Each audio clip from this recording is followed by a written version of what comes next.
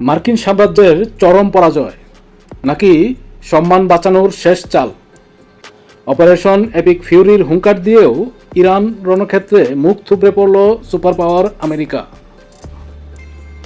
আসসালামু আলাইকুম, আপনারা দেখছেন বিশেষ প্রতিবেদন। মধ্যপ্রাচ্যের রণক্ষেত্র থেকে এই মুহূর্তের সবচেয়ে বড় খবর যে ইরানকে গুড়িয়ে দেওয়ার জন্য 2026 সালের 28 ফেব্রুয়ারি ট্রাম্প প্রশাসনের নির্দেশে মার্কিন ও ইসরায়েলি বাহিনী একযোগে শুরু করেছিল ইতিহাসের অন্যতম বড় সামরিক অভিযান অপারেশন এপিক ফিউরি। আজ 3 মাস পর সেই ইরানি সিংহ বাহিনীর পাল্টা মরণ কামড়ে কাঁপছে ওয়াশিংটন। সামরিক বিশেষজ্ঞরা বলছেন, ভিয়েতনাম আর আফগানিস্তানের পর এবার ইরানের মাটিতেও চূড়ান্ত নাকানি চুবানি খেল মার্কিন সেনারা। আর এখন যুদ্ধের ময়দানে জেতার আশা না দেখে আন্তর্জাতিক মঞ্চে নিজেদের নাক বাঁচাতে এক চরম নাটকীয় চাল চালছে হোয়াইট হাউস। কি সেই চাল? কিভাবে নিজেদের পরাজয় লুকাতে মরিয়া হয়ে উঠেছে আমেরিকা? আসল সত্যটা জানতে ভিডিওটি একদম শেষ পর্যন্ত দেখুন। দর্শক, যুদ্ধের শুরুতে মার্কিন প্রতিরক্ষা দপ্তর ও সেন্টকম দাবি করেছিল অপারেশন এপিক ফিউরির লেজার ফোকাসড আক্রমণের মাধ্যমে ইরানের নৌবাহিনী, দূরপাল্লার মিসাইল ও ড্রোন উৎপাদন ঘাঁটি মাটির সাথে মিশিয়ে দেওয়া হবে। প্রথম দিকে চাবাহার বন্দরে ইরানের জামারান ক্লাস ফ্রিগেট ডুবিয়ে মার্কিন কমান্ড বেশ বুক ফুলিয়েছিল, কিন্তু এরপরই পাশা উল্টে যায়। ইরানের মাটির তলার গোপন মিসাইল সিটি থেকে যখন ঝাঁকে ঝাঁকে হাইপারসোনিক ও ব্যালিস্টিক ক্ষেপণাস্ত্র ধেয়ে এলো, তখন লোহিত সাগর আর পারস্য উপসাগরে থাকা মার্কিন রণতরীগুলো নিজেদের বাঁচাতেই ব্যস্ত হয়ে পড়ল। আমেরিকা বুঝতে পেরেছে এই যুদ্ধ দীর্ঘায়িত হলে মার্কিন অর্থনীতির কফিনে শেষ পেরেকটি ঠুকে যাবে, আর তাই এখন পরাজয় স্বীকার না করে তারা বিশ্বকে দেখাচ্ছে এক নতুন নাটক। এবার যে ক্ষয়ক্ষতির খবর সামনে এসেছে তা পেন্টাগনের রাতের ঘুম উড়িয়ে দিয়েছে। আকাশপথে খবরদারি করা মার্কিন অহংকারকে ধূলিসাৎ করে দিয়েছে ইরানের বিমান প্রতিরক্ষা ব্যবস্থা। মাঝ আকাশে জ্বালানি সরবরাহের সময় ইরানের নিখুঁত ক্ষেপণাস্ত্রে ধ্বংস হয়েছে মার্কিন KC-135 রিফুয়েলিং বিমান। শুধু তাই নয়, পেন্টাগনের চোখখ্যাত অত্যাধুনিক রাডার বিমান এবং মার্কিন বিমান বাহিনীর গর্ব কোটি কোটি ডলার মূল্যের বেশ কয়েকটি অত্যাধুনিক 5th জেনারেশনের ফাইটার জেট গুলি করে নামিয়েছে ইরান। সবচেয়ে রোমহর্ষক বড় ধাক্কাটি এসেছে ভারত মহাসাগরে। ইরানের মূল ভূখণ্ড থেকে শত শত কিলোমিটার দূরে গভীর ভারত মহাসাগরে একটি মার্কিন সাপোর্ট ট্যাঙ্কার থেকে যখন মার্কিন নৌবাহিনীর একটি অত্যাধুনিক গাইডেড মিসাইল ডেস্ট্রয়ার যুদ্ধজাহাজ জ্বালানি নিচ্ছিল, ঠিক সেই অতি সংবেদনশীল মুহূর্তে ইরানের কাদর 383 ব্যালিস্টিক মিসাইল এবং তালায়ে ক্রুজ মিসাইল নিখুঁতভাবে আঘাত হানে মার্কিন জাহাজে। মুহূর্তের মধ্যে ডেস্ট্রয়ার ও ট্যাঙ্কার উভয় জাহাজই দাউ দাউ করে আগুন জ্বলে ওঠে এবং মার্কিন নৌবাহিনীর দম্ভ ভারত মহাসাগরের জলে তলিয়ে যায়।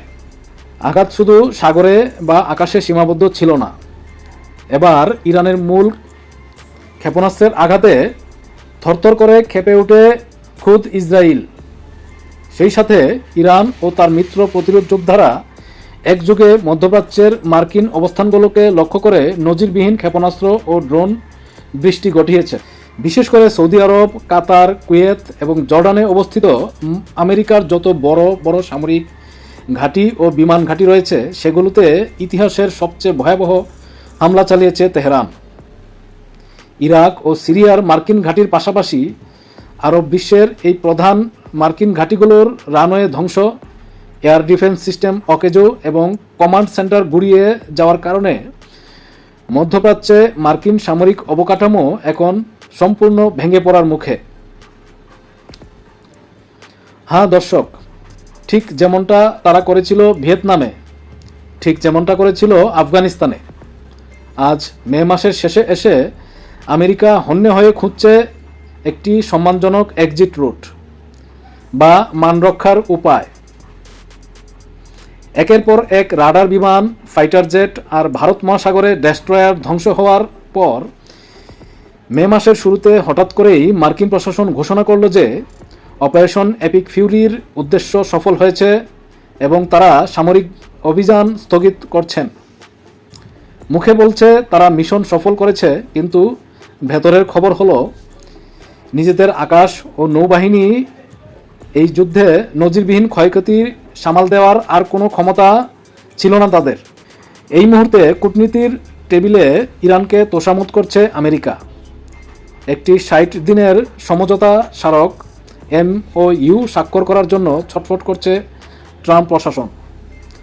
লক্ষ্য একটাই, বিশ্বের সামনে এটা দেখানো যে তারা হেরে যায়নি, বরং আলোচনার মাধ্যমে সমস্যার সমাধান করছে। সবচেয়ে বড় ধাক্কাটা এসেছে অর্থনীতির দিক থেকে।